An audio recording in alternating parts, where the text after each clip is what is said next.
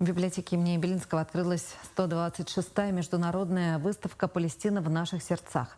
Экспозиция размещена в контексте Года развития культурных и общественных связей между народами России и Палестины и организована Калужским и Чувашским региональными отделениями Международной общественной организации. Экспозиция объединила несколько российских и зарубежных авторов. На полотнах представлена архитектура, сооружения и виды Палестины, которая является местом обретения многих философских понятий.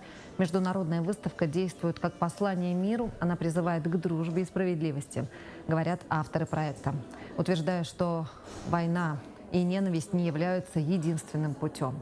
О картинах, представленных на выставке, а также об истории и целях выставочного движения гостям библиотеки рассказал председатель Чувашского регионального отделения Императорского православного палестинского общества доктор Басам Фатхи Аль-Балауи. Он же подарил книгу палестинской писательницы, впервые в истории переведенную на русский язык.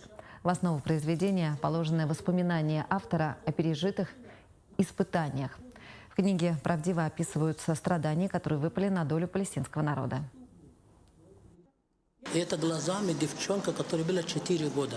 Она рассказывает, что с ней произошло, и с ее семьей, начиная с 1948 года, и как они состоялись в жизни. Этот роман по счастливой, скажем, не случайности, по просьбе автора этой книги, мы с супругой перевели его с арабского на русском. Этот роман ему больше 40 лет, почти 45 лет.